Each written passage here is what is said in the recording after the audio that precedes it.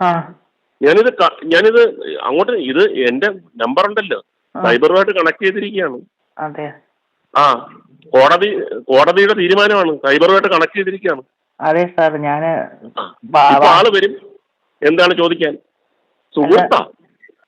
അല്ല ഞാന് വാർത്തയിലൊക്കെ കേട്ടോണ്ട് അറിയാതെ. നിർത്തിക്കോ, ജീവൻ വേണമെങ്കിൽ നിർത്തി പൊയ്ക്കോ കേട്ടോ. വാർത്തയിലാണ്, വീട്ടിൽ വന്ന് അടിച്ച് പിരിക്കുന്നില്ലേ സാർ? ഞാൻ അങ്ങനെയല്ല സാർ, വാർത്തയാ. ഇപ്പൊ വരും. എന്റെ മേഴ്സിയിലാണ് ഞാൻ പറയുന്നത്. നമസ്കാരമുണ്ട്.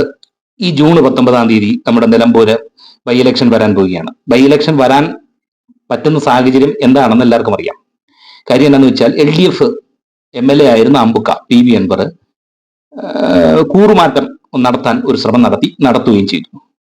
പക്ഷെങ്കിൽ പുള്ളിക്ക് ഒരു ഘടകകക്ഷിയിലും അല്ലെങ്കിൽ ഒരു പാർട്ടിയും പുള്ളിയെ സ്വീകരിച്ചിട്ടില്ല. അമ്പുക്കയുടെ അവകാശം, അമ്പുക്ക ആന്റി പിണറായിസത്തിന് എതിരെയാണ് പുള്ളിയുടെ പ്രവർത്തന ശൈലികൾ എന്നാണ് അമ്പുക്ക അവകാശപ്പെടുന്നത്. അമ്പുക്ക ഒത്തിരി കാര്യങ്ങൾ പിണറായിക്കെതിരെ ഉന്നയിച്ചായിരുന്നു അമ്പുക്ക LDF ഇരുന്നപ്പോൾ.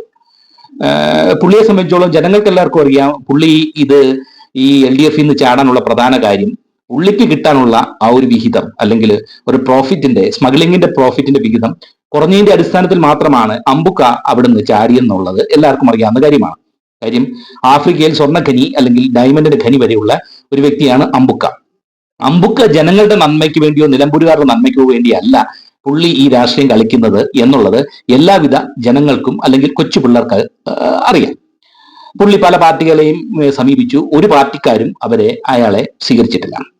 അപ്പോ നമുക്ക് ഈ ഒരു എലക്ഷൻ ഒരു വർഷക്കാലമേ ഉള്ളൂ, ഇതിന്റെ വാലിഡിറ്റി ഉള്ളൂ. കാര്യം 2026 അടുത്ത ഇലക്ഷൻ വരുക, ഏകദേശം ഒരു 5 കോടി 10 കോടി രൂപ എങ്കിലും എങ്ങനെയെങ്കിലും കുറഞ്ഞത് ഇത് പൊട്ടുന്നത് നേതാക്കന്മാർക്ക് കുഴപ്പമില്ലല്ലോ, ജനങ്ങളുടെ കയ്യിൽ നിന്ന് വയറ്റിപ്പഴുപ്പാണല്ലോ അടിച്ചു മാറ്റുന്നത്. അതുകൊണ്ട് അവർക്ക് യാതൊരു സങ്കോചവുമില്ല. അത് തന്നെയാണ് ഇവിടെ നടക്കുന്നത്. അപ്പൊ ഈ ഇലക്ഷനെ സംബന്ധിച്ചോളം നമ്മൾ നോക്കിക്കാണുകയാണെങ്കിൽ, നമ്മൾ സാധാരണപ്പെട്ട ജനങ്ങൾ അല്ലെങ്കിൽ കേരളക്കാർ ഒന്ന് നോക്കിക്കാണുകയാണെങ്കിൽ, ഈ ഇലക്ഷനെ ബേസ് ചെയ്ത് നമ്മൾ സംസാരിക്കുക. ഇലക്ഷൻ നമ്മളിപ്പം ഒരു 7:30 കഴിഞ്ഞാൽ പിന്നെ TV നോക്കിക്കഴിഞ്ഞാൽ പിന്നെ മൊത്തം ഡിസ്കഷനേ ഉള്ളൂ. പല പാർട്ടിക്കാർ LDF UDF BJP പറയുന്നു, ഞങ്ങളുടെ പാർട്ടി ജനങ്ങൾക്ക് അത് ചെയ്തു, ഞങ്ങളുടെ പാർട്ടി ജനങ്ങൾക്ക് ഇത് ചെയ്തു, ഞങ്ങളുടെ പാർട്ടി റോഡ് ചെയ്തു, ഞങ്ങളുടെ പാർട്ടി ഫ്ലക്സ് അടിച്ചു. ഇതൊക്കെ പറഞ്ഞാലും എന്റെ പൊന്നു സഹോദരന്മാരെ, ഞാൻ ഈ ഒരു വീഡിയോ ഇടാൻ കാര്യം എന്താണെന്ന് വെച്ച് കഴിഞ്ഞാൽ, ഞങ്ങളുടെ കോട്ടയത്ത് 380 രൂപയായി അയലയ്ക്ക്, 280 രൂപ മത്തിക്ക്. ഒരാഴ്ചയായി 1.5 ആഴ്ചയായി മീൻ കൂട്ടിയിട്ട് കടൽ മീൻ കിട്ടാനില്ല. കായൽ മീൻ ഊത്ത വന്നിട്ടുണ്ട്. ഊത്ത എന്ന് പറഞ്ഞു കഴിഞ്ഞാൽ ചാകര പോലെ ഫ്രഷ് വാട്ടർ, അതായത് ആറ്റില് ഇടവപ്പാതി വരുമ്പോഴത്തേക്കിന് മീൻ ഇളകുന്നതിനാണ് ഊത്ത എന്ന് പറയുന്നത്. ഊത്തയ്ക്ക് ജനങ്ങളെ കൊണ്ട് പിടിപ്പിക്കത്തില്ല. ഓക്കെ, അത് നല്ല കാര്യമാണ്. അതുകൊണ്ട് ആറ്റുമീനും കിട്ടാൻ വകുപ്പില്ല, കടൽ മീൻ ഒട്ടും കിട്ടാൻ വകുപ്പില്ല. കിട്ടുന്നത് തന്നെ മൊത്തം ഫോർമാലിനിൽ മുങ്ങിയതും അല്ലെങ്കിൽ അമോണിയയിൽ മുങ്ങിയതുമായ മത്സ്യങ്ങൾ മാത്രമേ കിട്ടുന്നുള്ളൂ. അതും അയലയുടെ വില 380 രൂപയാണ്. ഞാൻ ഈ 380 പറയാനുള്ള കണക്കും ഈ നിലമ്പൂർ ഇലക്ഷനും എന്താണ് ബന്ധമെന്ന് നിങ്ങൾ ചിന്തിക്കും. പക്ഷെ നമ്മൾ ചിന്തിക്കേണ്ട ഒരു കാര്യമുണ്ട്. ഈ മീൻ ഇല്ലാതെ അല്ലെങ്കിൽ മീനിന്റെ ലഭ്യത കേരളത്തിൽ കുറയാനുള്ള ഒരു പ്രധാന കാര്യം എന്താണെന്ന് എല്ലാവർക്കും അറിയാം. കാര്യം എന്നാ, MSC എന്ന് പറയുന്ന ഒരു കപ്പല് നമ്മുടെ സമുദ്രത്തിൽ, അതായത് കേരള തീരത്ത് മുങ്ങി. നാളിതുവരെയായിട്ട്, അതായത് നമ്മുടെ വല്ലപാടത്തേക്ക് പോവുകയായിരുന്നു. എവിടുന്ന്? ആദാനിയുടെ വീട്ടിൽ നിന്ന്, പോർട്ടിൽ നിന്ന് അങ്ങോട്ട് പോവായിരുന്നു. ഏകദേശം ഇച്ചിരി കിലോമീറ്ററേ ഉള്ളൂ. ഇത് മുങ്ങിയിട്ട് നാളിതുവരെയായിട്ട് ഇത് എവിടുത്തെ കപ്പല്? എല്ലാരും പറയുന്നത് ലൈബീരിയൽ ഫ്ലാഗിംഗ് ഉള്ള കപ്പലാണ്. ഇതെങ്ങനെ മുങ്ങി, എപ്പോൾ മുങ്ങി, എന്തിനു മുങ്ങി, എവിടെ മുങ്ങി, ഇതിന്റെ കുഴപ്പം എന്താ? ഇതൊന്നും നാളിതുവരെ ഒരു ചർച്ചയും വെച്ചിട്ടില്ല. ഇതിനകത്ത് നമ്മുടെ സർക്കാരിനെ നമ്മൾ കുറ്റം പറയണം. ഇടോ മനുഷ്യ, മീൻ കൂട്ടിയിട്ട് കാലങ്ങളായി, ഞങ്ങള് ഒന്നര മാസമായി. ഇവിടെ 500 രൂപ ഉണ്ടെങ്കിൽ നമുക്ക് ഒരു ദിവസം ജീവിക്കാൻ പറ്റാത്ത അവസ്ഥയാണ് ഒരു സാധാരണപ്പെട്ട ഇടത്തരക്കാരന്. അപ്പം ജീവിക്കാൻ മേലാത്ത അവസ്ഥയാണ് ഈ 500 രൂപ. ഞാനിത് പറയാൻ കാര്യം എന്ന് വെച്ചാൽ 19-ാം തീയതി ഇലക്ഷൻ വരാൻ പോവുകയാണ്, ലോക്സഭ ഇലക്ഷൻ വരാൻ പോവുകയാണ്. ഈ യവന്മാർ എന്നതിനാണ് മത്സരിക്കുന്നത്. നമുക്ക് ഈ മത്സരിക്കുന്ന കാൻഡിഡേറ്റ്സിനെ ഒന്ന് നോക്കാം. UDFന്റെ ആര്യാടന്റെ മകനാണ് ഷൗക്കത്തിനെ സംബന്ധിച്ചോളം പറയണം, നല്ല രീതിയിലുള്ള പെരുമാറ്റ ദുശീലങ്ങളെല്ലാം ഉള്ള ഒരു വ്യക്തിയാണ്. അദ്ദേഹത്തിന് 2 കൊലപാതക ശ്രമങ്ങളും ഉണ്ട്. ഒന്ന് ഒരു കൊച്ചും പോട്ടെ, ഒരു സ്ത്രീയെ, രാധ എന്ന് പറയുന്ന ഒരു സ്ത്രീയെ 2013-ലോ 12-ലോ 14-ലോ എങ്ങാണ്ട് കൊന്നു കെട്ടി തൂക്കി ചാക്കിനകത്ത് വെച്ച് കോൺഗ്രസ് കമ്മിറ്റി ഓഫീസിൽ വെച്ചു. അവൻ അതിന് ഊരിപ്പോന്നു.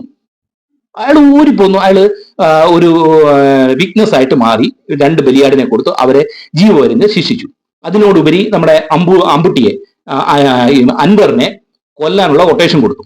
ഇതൊക്കെ പോട്ട് ഈയിടെ ഒരു പാലസ്തീനിൽ യുദ്ധം നടക്കുന്നു, പാലസ്തീനിലെ ജനങ്ങളെ കൊല്ലുന്നു. യവന് ഷൗക്കത്തിന് ഇവിടെ ഇരിക്കാൻ പറ്റില്ല, ഇരിക്കപ്രതിയില്ല. കോൺഗ്രസ്സുകാർ പറഞ്ഞു പ്രകടനം നടത്തരുത്. ഇവന് പറ്റത്തില്ല. ഷൗക്കത്ത് അലി അത് പാലസ്തീൻ വലിയ ആളാണ്, പാലസ്തീൻ ജനിച്ചു വളർന്നതാണ്. തൊട്ട്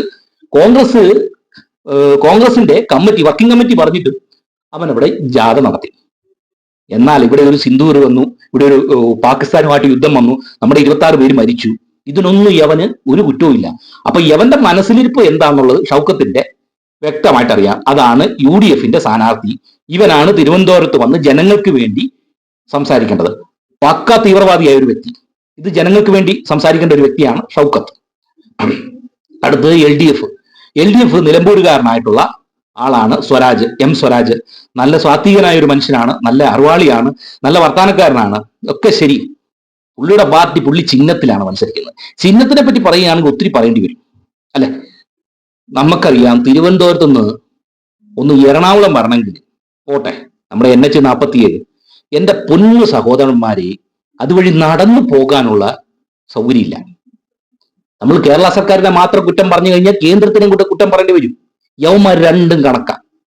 നമുക്ക് ഗതാഗത സൗകര്യം പോലും ഇല്ലാത്തൊരവസ്ഥയിലാണ് കേരളം ഇപ്പൊ നിൽക്കുന്നത്. മലബാറില് വലിയ 8 വരി പാത, 6 വണ്ടിക്ക് ഒന്നിച്ചു പോകാവുന്ന 4 വരി പാതയാണെന്നാണ് ഗോവിന്ദൻ പറഞ്ഞിരിക്കുന്നത്. അതായത് 6 വണ്ടിക്ക് ഒരേ സമയം ഒരു ഡയറക്ഷൻ പോകാവുന്ന 4 വരി പാതയാണ്. കണക്ക് പോലും അറിയാൻ മേലാത്ത ഗോവിന്ദൻ അപ്രകാരം പറഞ്ഞ് ഫ്ലക്സും അടിച്ചു.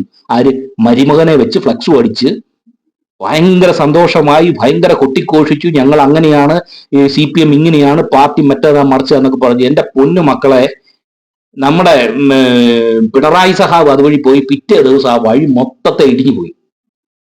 നമ്മൾ കുറ്റം പറയുന്നത് കേന്ദ്രത്തെയും പറയണം, കേരളത്തെയും പറയണം. കേരളത്തെ കുറ്റം കൂടുതൽ പറയേണ്ട കാര്യം എന്താണെന്ന് വെച്ചാൽ ഇവന്മാർ അത്രയും കൂടുതൽ ഫ്ലക്സ് അടിച്ചു. ജനങ്ങളെ അങ്ങ് മണ്ടന്മാരെന്നൊക്കെ അല്ല, മണ്ടന്മാരെന്ന് പറയാൻ പറ്റില്ല, ഒരു പൊട്ടന്മാരും മൃഗങ്ങളുമായിട്ടാണ് യവന്മാര് മനുഷ്യരെ കാണുന്നത്. അതല്ലേ പറയേണ്ടത്? അത്രയ്ക്കും മണ്ടന്മാരായിട്ടാണ് ഈ വോട്ടേഴ്സിനെ ഈ പറയുന്ന CPM-കാർ കാണുന്നത്. അത്രയും ഫ്ലക്സും അടിച്ച് ഇൻസ്റ്റാഗ്രാമിൽ തുറന്നു കഴിഞ്ഞാൽ അത് മാത്രമേ ഉള്ളൂ. മരുമകൻ അത് 6 വരി പാതകൾ ഓടുകയാണ്. ഞങ്ങൾ LDF-കാര്, ഞങ്ങൾ കമ്മ്യൂണിസ്റ്റുകാര് ഉണ്ടാക്കിയ പാതയാണ്, ദാ കിടക്കുന്നത്. പിണറായി പോയി, അത് 2ആയിട്ട് പിളർന്നു പോയി, അത് മൊത്തമേ പോയി. ഒരുത്തന്റെ ഫ്ലക്സും ഇല്ല, ആരും ഇത് ഏക്കാനും ഇല്ല. അല്ല, BJP-ക്കാരെ പറഞ്ഞിട്ട് കാര്യമുണ്ട്. കാര്യം അവന്മാര് കൂടുതൽ ഫ്ലക്സ് അടിച്ചില്ലേലും യവന്മാർക്ക് ഇതിനകത്തൊരു പങ്കില്ലേ? എന്റെ പൊന്നു സഹോദരന്മാര്, ഇവിടെ MC റോഡിൽ കൂടെ ഒരു വണ്ടിക്ക് പോകാൻ മേലാത്ത അവസ്ഥയാണ് ഇപ്പൊ നിൽക്കുന്നത്. യാത്രാ സൗകര്യം ഇല്ല. തിരുവനന്തപുരം വരെ പോകണമെങ്കിൽ മനുഷ്യരൊരു 6 മണിക്കൂറെങ്കിലും എടുത്തേ പോകാൻ പറ്റുള്ളൂ. കാര്യം എന്താ? അത്രയ്ക്ക് റോഡ് പൊളിഞ്ഞു കിടക്കുകയാണ്. മീനിന്റെ കാര്യം നമ്മൾ പറഞ്ഞു. നമുക്ക് ഇച്ചിരി ഒന്ന് കഞ്ഞി കുടിക്കണമെങ്കിൽ ഒരു തുണ്ടം മീനെങ്കിലും വേണ്ടേ? ഇതിവിടെ കിട്ടാനില്ല. ഈ കിട്ടാനില്ലാത്തതിന്റെ സാഹചര്യം എന്തെന്ന് വെച്ച് കഴിഞ്ഞാൽ ഈ കപ്പൽ മുങ്ങി. MSC എന്ന് പറയുന്ന ഒരു ഇന്റർനാഷണൽ ലോജിസ്റ്റിക് കമ്പനിയുടെ കപ്പലാണ്. അവർക്ക് ഏതാണ്ട് 50-ലധികം അടുത്ത് കപ്പലുണ്ട്. ഈ കപ്പൽ മുങ്ങിയിട്ട് എല്ലാ മാധ്യമത്തിലും വാർത്തകളിലും ന്യൂസ് വന്നു. അയ്യോ, തീരെ തടുക്കരുത്, പെട്ടി പിടിക്കരുത്, അങ്ങോട്ട് ചാടരുത്, ഇങ്ങോട്ട് ചാടരുത്, കാറ്റടിക്കരുത്, പൊള്ളും ചൊറിയും എന്ന് വേണ്ട ഭയങ്കര കോലാഹലം. എന്നിട്ടോ കണ്ടെയ്നേഴ്സ് എല്ലാം തീരെ തടിഞ്ഞു. അപ്പം അതിനകത്ത് വിലപിടിപ്പുള്ള സാധനങ്ങൾ ഉണ്ടെങ്കിൽ ഇവിടുത്തെ ജനങ്ങൾ എടുക്കരുത്. അതിനുവേണ്ടി ജനങ്ങളിൽ ഒരു ഭയം സൃഷ്ടിക്കുക എന്നുള്ളതാണ് ഇവിടെ പാർട്ടിക്കാര് അല്ലെങ്കിൽ ഇവിടുത്തെ ഗവൺമെന്റ് ചെയ്തത്. അത് കഴിഞ്ഞ് എന്താ ചെയ്തത്? ഇവിടുത്തെ ജനങ്ങളിൽ ഒരു ഭയം ഉണ്ടാക്കുക, മത്സ്യത്തൊഴിലാളികളെ വയറ്റത്തടിക്കുക, അവർ പേടിച്ച് മത്സ്യബന്ധനത്തിന് പോകാതിരിക്കുക, മീന്റെ ലഭ്യത കുറയുക. സാധാരണപ്പെട്ട ഞങ്ങളെപ്പോലെയുള്ള ആൾക്കാർക്ക് ഇവിടെ കോട്ടത്തൊന്നും കടലില്ല, മീൻ കിട്ടത്തില്ല, മത്സ്യങ്ങൾ കിട്ടാതെ ഒരവസ്ഥ.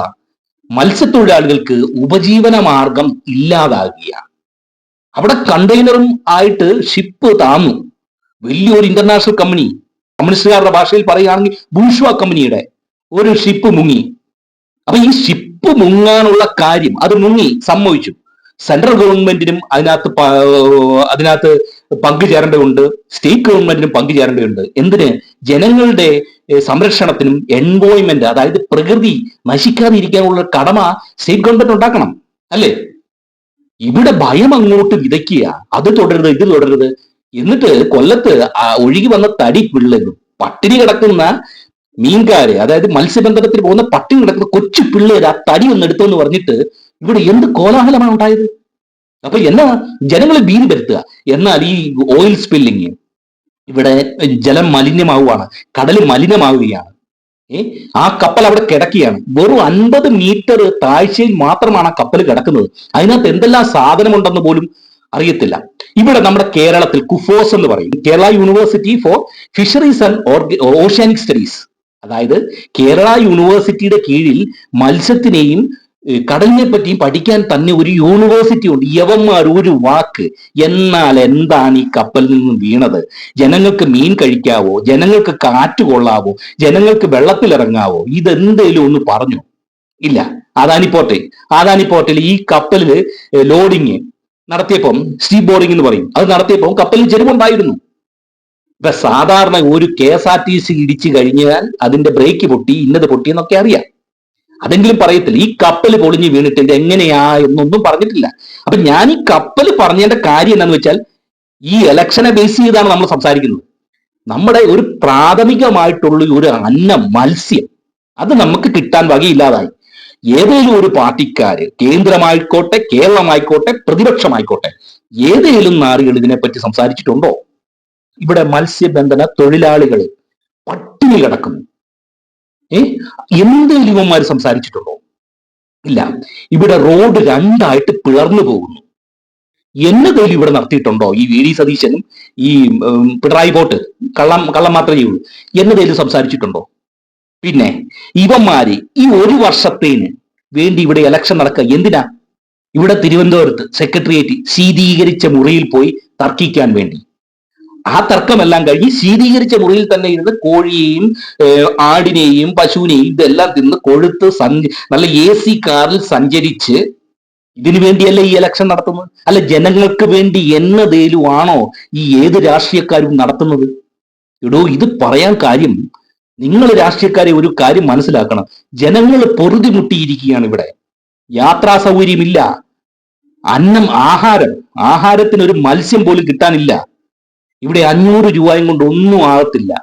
അതിനോടിടയ്ക്ക് ഈ ഇലക്ഷന് അമ്പുക്ക സ്ഥാനമാനങ്ങൾ ചൊല്ലിക്കലഹിച്ച് നാണം കെട്ടു നടക്കുന്നു ചിലർ എന്ന് പറയുന്ന ജ്ഞാനപ്പാനയുടെ വരികളാണ് അമ്പുക്കായെ നമ്മൾ സിംബിളൈസ് ചെയ്യേണ്ടത്.